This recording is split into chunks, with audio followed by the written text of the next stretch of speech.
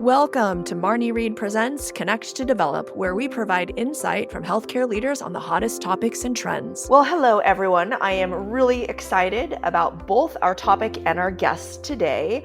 I've selected two very successful individuals at different stages of their career to share their thoughts about this topic. So I'm honored to first introduce you to Dr. Sara Wallace, Assistant Professor of Orthopedic Surgery and Rehabilitation at the University of Chicago.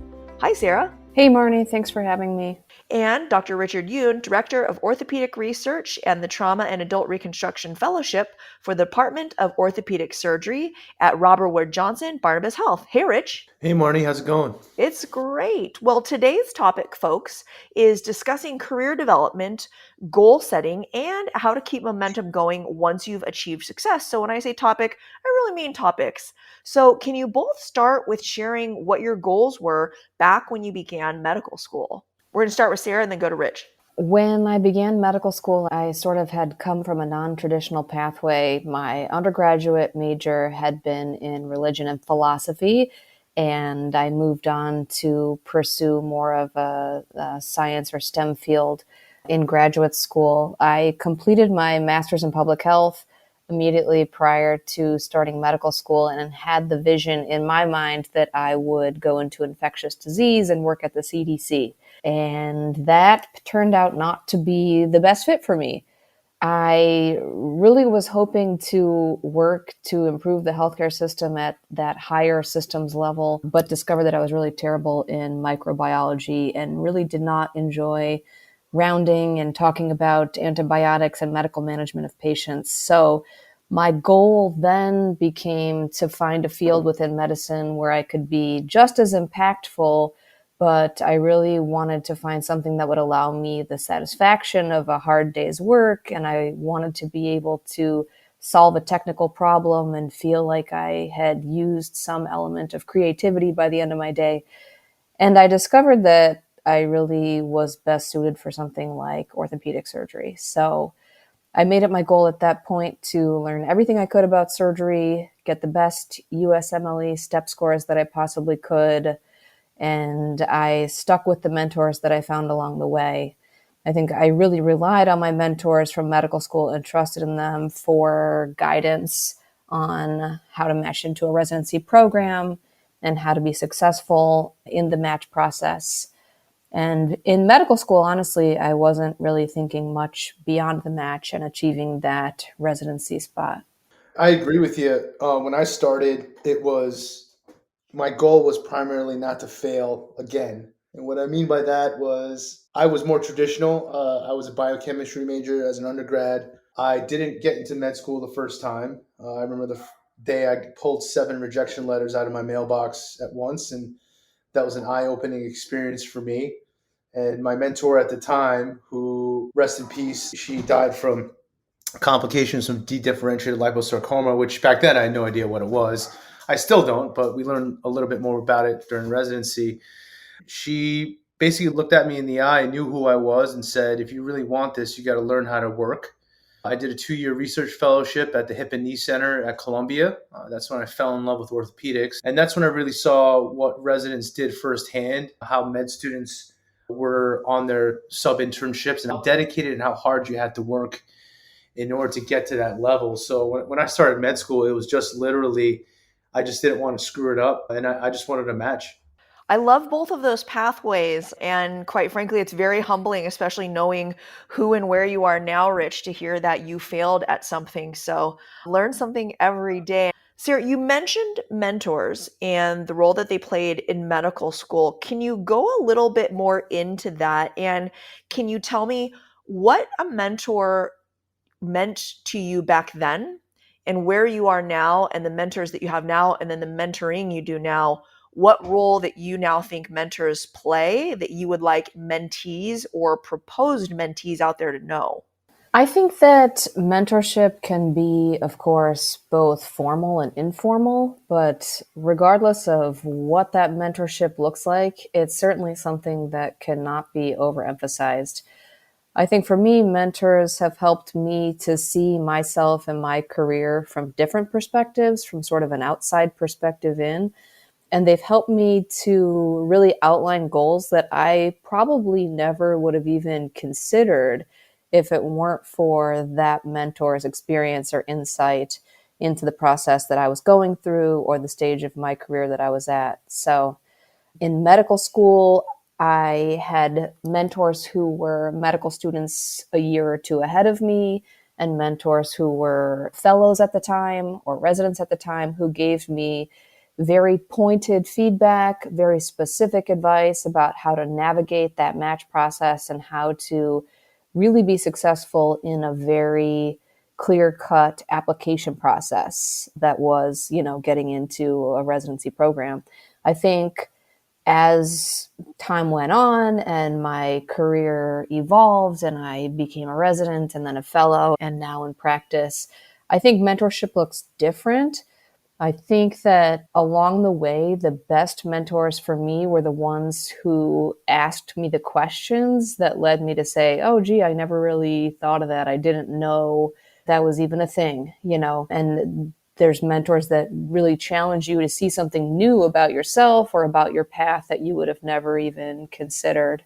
I also think that you have mentors for different areas of life. So I have mentors who've helped me to figure out how to balance my personal life with my professional life, or maybe even navigate a very specific situation, or, for example, your first contract. And then I have other mentors who I call about clinical cases or sort of climbing the academic ladder, so to speak. But it's certainly something that cannot be overemphasized. It's been extremely important to me along the way, and there's no way that I would be where I'm at today without every single mentor that helped me out. I love that. Now, I'm going to ask a question that has come up several times when we run these programs through the Foundation for Physician Advancement, where we talk about leadership development and more of the practice management side, so not so clinical. There's these coachable moments, right? And there's this concept of being coachable and what defines a good mentee and mentors who are willing to invest, and especially sponsors. Can you share a moment where you've been coached? And for the audience out there, that's a euphemism that I'm alluding to when your mentor pulls you aside and rings your bell a little and has what some of us might call a come to Jesus conversation with you. And they're doing it out of love and caring for your success and happiness. But it's not necessarily a lovey-dovey happy thing to hear because it's something you need to improve. Sara, can you share a moment? It doesn't have to be the exact example of, a time when a mentor pulled you aside and then when you've had to do that for a mentee. Yeah, for sure. I mean, I think there's been multiple events like that along my path. I think you're right. They're hard conversations, but they're necessary conversations. And those are the mentors that really can impact your career trajectory significantly. I would say even just in practice, in my first couple years of practice, one of the more senior faculty members at one point took me aside and said, hey, how are things going in the OR? How's the flow? How's your day going? How's your turnover? Just sort of asking some general questions about, the surgical side of my day to day. And I gave her some genuine answers and was forthcoming about some frustrations with regard to turnover and the usual. And in response, she gave me some very pointed feedback about how I interact with staff and how I act, or at that point was not acting maybe as the leader that I should in that scenario, particularly with regard to my relationship with the operating room staff. And for me, it was feedback that, of course, was shocking and hard to hear, but at the same time, that gave me direction with what I could do that very next day in the operating room. And it had a significant impact on my day-to-day quality of life in the OR, my productivity, and my relationship with the OR staff in a very positive way going forward. So I've certainly been on the receiving end of that type of feedback, and it's hard to take, but it's absolutely critical to really making progress in your career, right? And as someone that works with residents and fellows, I've given more than, what I imagined giving as far as feedback goes, particularly with our fellows who, it's kind of their final opportunity to learn what they need to know to be successful in practice. And a lot of the messages and the lessons I think that are important to learn during fellowship year have nothing to do with clinical practice. but instead have everything to do with that sort of interpersonal relationship skills or communication skills, or just kind of the way you carry yourself, both in the operating room and in the clinic setting. And that type of feedback, when you're trying to explain to a fellow, hey, maybe your tone of voice or the way you approached this situation could be better. That's difficult feedback to give. But again, I think that's why the fellows really are spending time with us just as much as it is to learn how to operate. And I think that in the end, they're all real grateful for it, but they're difficult conversations to have, no doubt. Could not agree more. So, Rich, as someone who went to an extremely challenging, rigorous, demanding residency and even fellowship, and now mentors medical students, residents, and has fellows of your own, one of the hardest things, and as Sarah just alluded to, with hearing some feedback that quite frankly shocks you, right? And it's usually just about things that you didn't know were an issue with you, but apparently they are. What advice do you have for people out there who either just heard some feedback maybe from a mentor that kind of shocked and maybe hurt them a little bit, or is about to go into a 360 review if you're more on the corporate side, or even, is about to ask some mentors, to write some letters of recommendation for you, and they may get or have gotten some hard to hear feedback on not taking it personally and how to respond in that moment?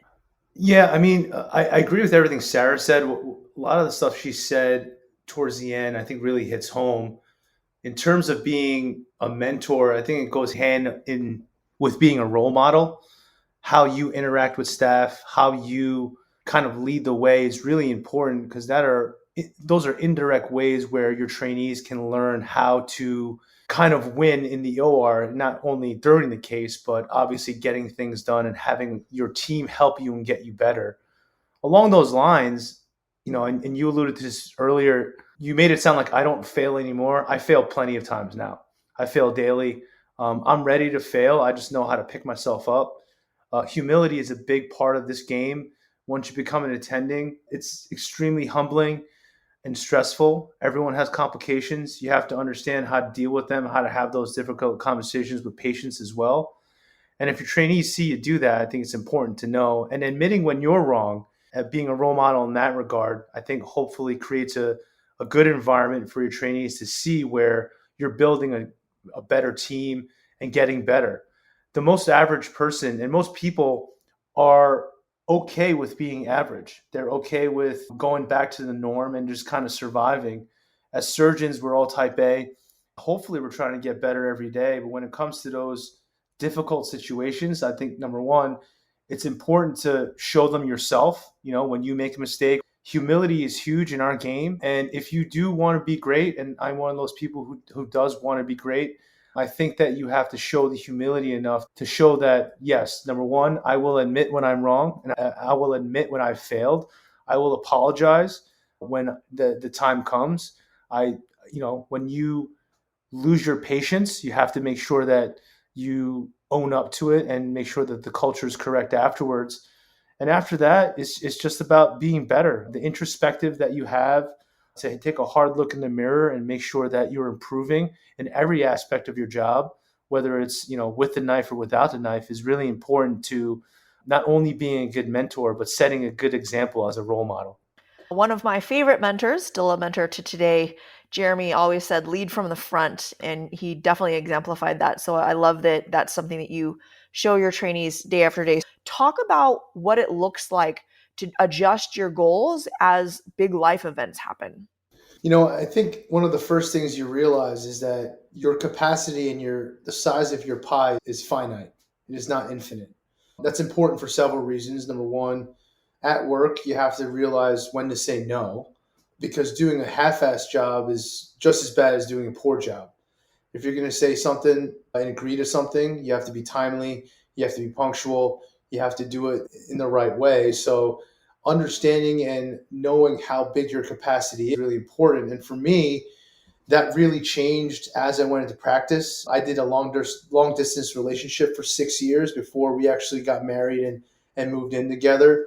That was probably life event one, where part of a large chunk of my pie went to my wife at first. And it was important because, that's something that I need to not fail at. and continuously work at to be a better husband.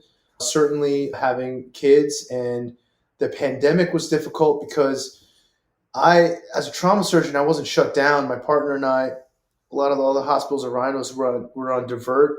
We were the two busiest surgeons in the state because everything came to us. It was a hard look in the mirror, understanding that I couldn't do this forever. Taking 22 to 27 days a call out of 30 or 31, doing 700 to 900 cases a year, 25,000 RVUs a year was something that was not sustainable for the rest of my life. I was either going to have a real serious health event or get divorced, two of things I did not want to do. So whereas when we first met, when we were residents, I was laser focused on just achieving the next goal, right? Get to the fellowship I want, number of publications, number of cases, all that stuff. And now, after passing part two and kind of settling into my life, I realized that my pie, a large chunk of it had to be dedicated to the home life in order to achieve goals outside of the OR. So that's kind of how I looked hard in the mirror and made not hard choices, but easy choices, and made steps and strides to make my life at work more efficient so I could be home. And being home is a really important part of my life now. And I still work just as hard, but a lot of my energy is towards my wife and kids more than anything now. Okay, so both of you are married to physicians, not something that's completely uncommon. And so I have to ask, and I'd love to start with Sarah first. A type, you're both successful. You both had these aspirations even before meeting each other, and you've grown, you have families. How do you balance the career trajectories and accomplishing things with the home life and the significant other, and the significant other that not only is not a stay-at-home partner, but is themselves a very successful physician? I think first and foremost, there's really no such thing as balance. So as soon as I decided to stop worrying about this concept of balance, then everything became a whole lot easier. It's more like just trying to spin a bunch of plates and pass them back and forth to your partner and trying to stay afloat as a group. And I don't mean that in a way I don't mean it to sound as if we're struggling moment by moment. We're certainly not at this point, but there's really no true thing as balance when it comes to professional life and home life. It's really a matter of month by month or week by week. I may have to dial in more time for my professional life, or I may have to dial in more time for my home life, just depending on what's going on with us. And I think the most important thing for my family and for my husband and I has really been open communication, very intentional work on our relationship nonstop, and calling each other out, being really open and honest with each other to say, hey, where have you been this week? Or, hey, I really need you to do that. Why didn't you do it? Or, hey, next week, make sure you're home at 8 o'clock because I have this thing I have to do at night. It's all about communication back and forth and understanding that our family, in addition to my career and his career, are constantly evolving and growing and changing.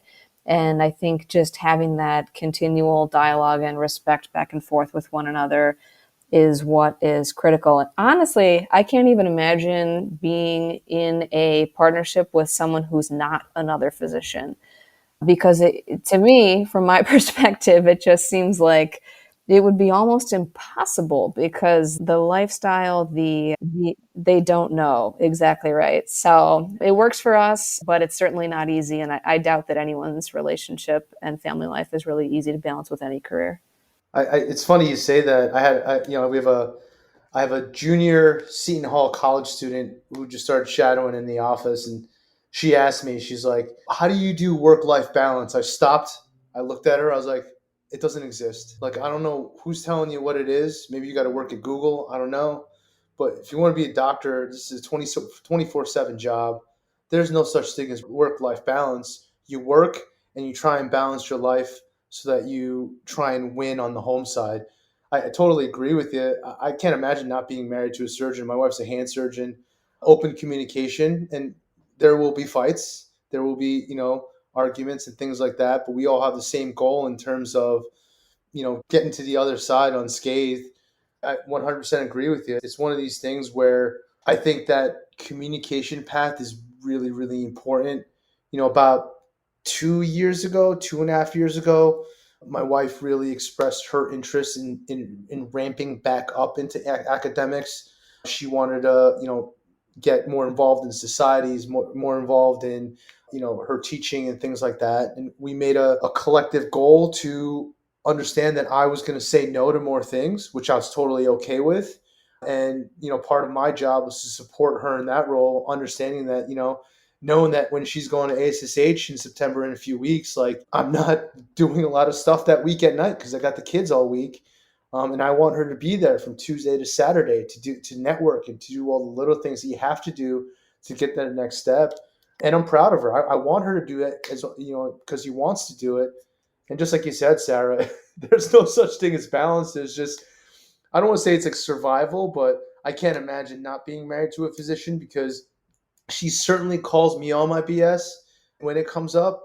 And, and if not, it goes both ways because we all have the same goal, right? We want to get old together. We want our kids to be good people and have good work ethic. And we want to be successful in our careers.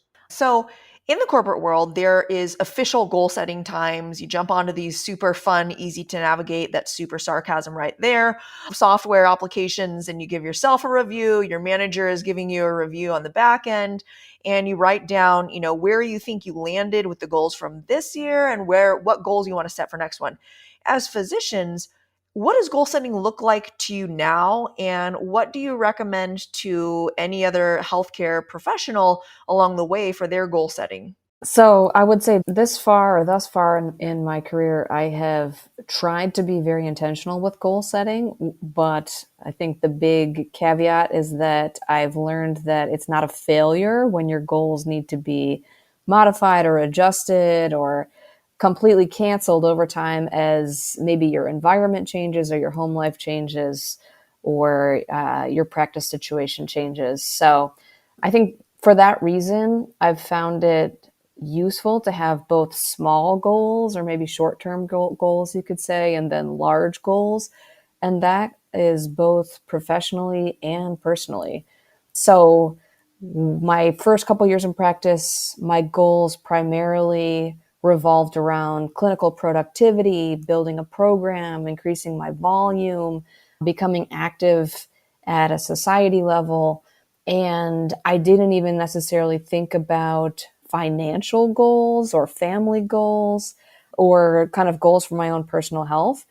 I think that as time has gone on, my goals have evolved to include more professional dimensions as well as those personal dimensions that I didn't even consider in my early career. And a lot of that was based on feedback from mentors that I've had in practice who asked questions about these sorts of either financial goals or family goals that, again, I never had even considered in my early practice when I thought to myself that just doing cases and getting good and being a surgeon was kind of all that it was about. So I think that it's been a really positive experience for me to not only reformulate kind of what goals look like or how broad or narrow goals can be, but also to just realize as time goes on, and as you said with COVID in particular, that it's not necessarily a failure when goals need to change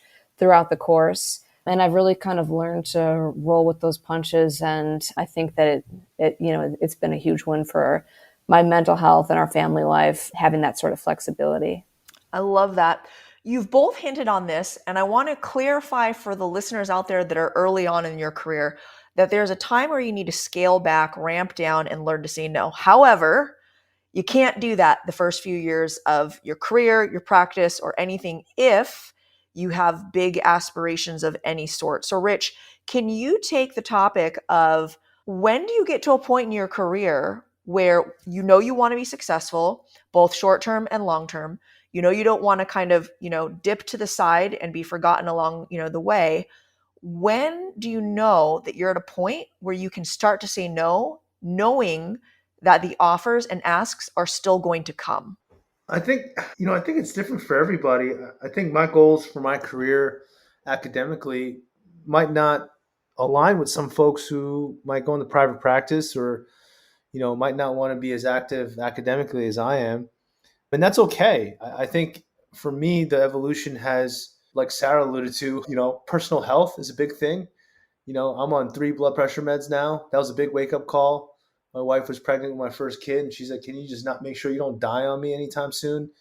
I'm proud to say I'm 85 weeks straight, doing about 6 days a week, working out Peloton wise, goals I set for myself because, I have to take care of myself, something I neglected. One of my biggest regrets during training was I didn't do that for myself. But to keep it simple, it's what brings you joy. For me, part of my practice is obviously, operating and helping people give me great joy. Watching my residents and trainees evolve and become competent and great surgeons and doctors and good men and women bring me joy.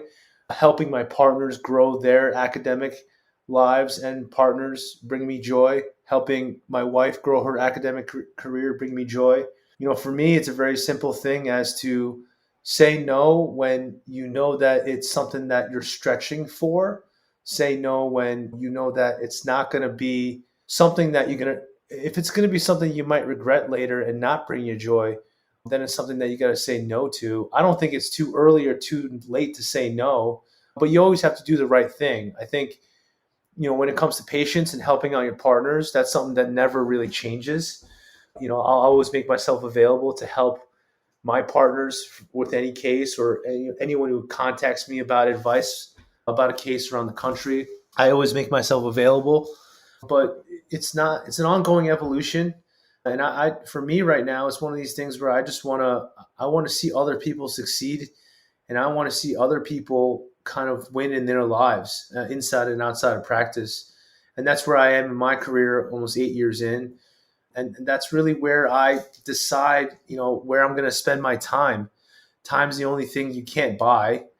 And I think that piecemealing that and understanding where you want to spend your time and how you're going to spend your time is going to really make or break how much, happiness you have inside. Because at the end of the day, that's really what we get to focus on now, since we don't have that next carrot of, med school residency fellowship part 2 kind of thing. We have to kind of figure out what the next thing is going to be that brings you that joy.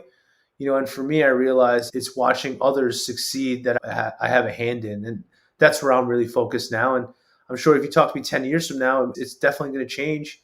And that's where I am. I love that. Say no to the things that don't bring you joy.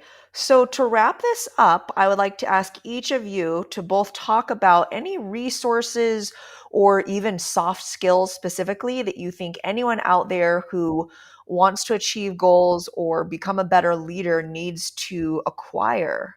That's kind of where I've gone to, because before this, it was, it was all ortho all the time. And trust me, I still read like a lot, but when it comes to journals and things like that. But for me, it's a lot about trusting folks who seem to have been introspective enough to get better. And I try to do the same.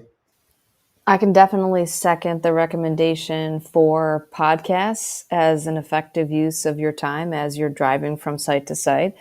I am personally fond of all that NPR has to offer, both in terms of podcasts and just keeping up with life outside of the hospital, which I wouldn't be able to do otherwise. And anything on leadership. I think there are audio books that you can listen to in addition to podcasts on leadership. And most of that material is not geared towards healthcare professionals, but is still 100% applicable to us in this field. I would say, other than that, the thing that I do that I feel helps me to work on my soft skills is just to maintain some semblance of a life outside of the hospital. I try to keep up with friends who are not in medicine, and that is challenging. And it's oftentimes challenging. It sounds crazy, but it's challenging to shift gears in my head and have a normal conversation with people that doesn't involve something medical or surgical.